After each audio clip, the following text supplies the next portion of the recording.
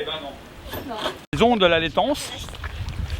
Et cette laitance, donc là c'est juillet-août, elles vont lâcher la laitance en mer, mâle et femelle, hein, bien sûr. Et une fois que ça s'est lâché, bah, après ça va se recouvrir. Bon, ça se reforme, enfin, finalement ça va faire. Et elles vont vivre pendant entre 15 et 20 jours, enfin 18 jours normalement. C'est ce qu'on appelle un cycle bathyque, c'est-à-dire qu'elle va vivre, ça va être un tout petit cil, et elle va se balader dans l'eau, elle va nager. Et une fois qu'elle a nagé, après ça elle va se fixer. Et une fois qu'elle est fixée, elle ne bougera plus jamais. Donc nous on les fixe là-dessus. On les fixait là-dessus. Donc voilà. Ça c'est ce qu'on appelle des tubes. Vous voyez, ça se met par rangée, on les met par 10 ou par 20. C'est posé comme ça, on les pose. Donc ils sont par 20, alors ils ne sont pas comme ça, là c'est entreposé. Hein. Alors sinon je peux vous en préparer peut-être, je verrai ça. Enfin bon, c'est par paquet de 20. Et une fois que l'huître s'est posée, elle est toute petite, on va la laisser grossir à peu près jusqu'à cette taille-là, dans ce qu'on appelle du 18 mois. Entre temps on les aura d'abord dédoublés, c'est-à-dire que ces tubes on les aura défaits, on les aura mis un par un. Mais ça c'était l'ancienne méthode, maintenant, plus simple, on achète les huîtres directement en 18 mois. Donc je vais vous montrer ce que ça donne en 18 mois. Julia. Ça c'est du masseron. Tout se mange là-dedans.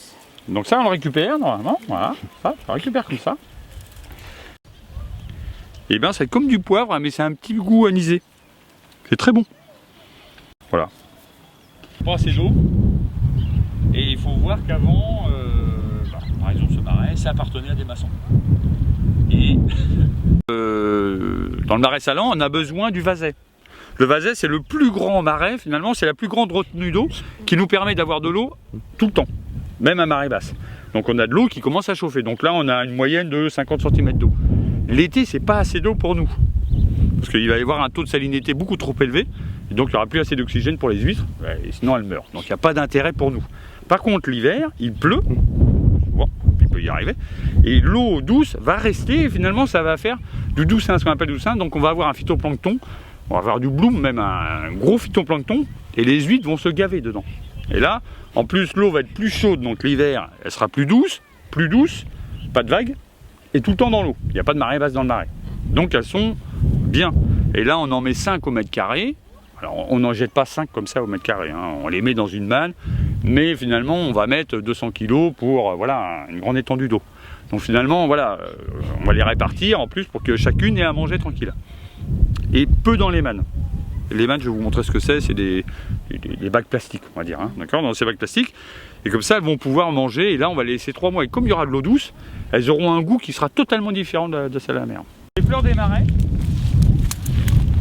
C'est vachement joli, hein. Alors c'est protégé, mais c'est vachement joli, tu vois. Et ça, on les coupe, tu peux les ramasser, et après ça se met à sécher, et ça reste à l'année.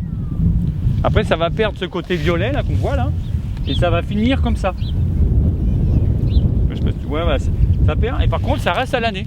C'est des bouquets qu'on gardait chez les anciens, il y a toujours des bouquets comme ça. Là par exemple, voilà, ça c'est des bassins, là-dedans il y a des huîtres, parce que c'est profond. Si tu descends, il y a plus d'1 mètre d'eau. Donc s'il y a 1 mètre d'eau, on fait pas de sel dedans. Il n'y aura pas assez d'évaporation pour finalement que ce soit intéressant. Donc voilà, là c'est la mer. Donc on voit que là la mer elle est basse, elle peut descendre plus bas que ça, hein, bien sûr. Hein. On voit, de toute façon il y a les cailloux, et donc là il y a la prise d'eau. Donc ça c'est le fier de Loie. Parce que l'étendue, l'eau s'en va, on voit le chenal, tu vois les petits trucs rouges là jusqu'au bout là, ça c'est le chenal de Loie.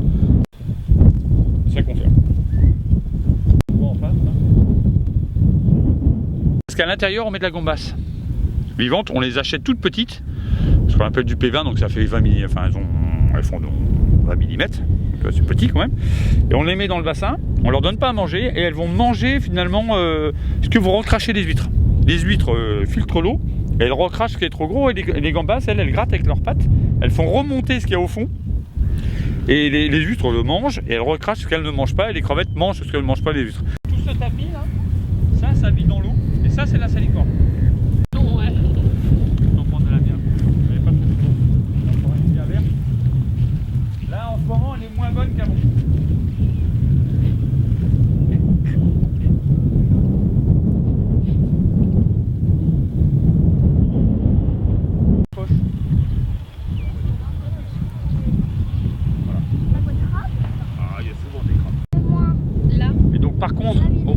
septembre, on va complètement enlever l'eau, on va laisser sécher. Et après on va remettre en eau et on aura de l'eau fraîche.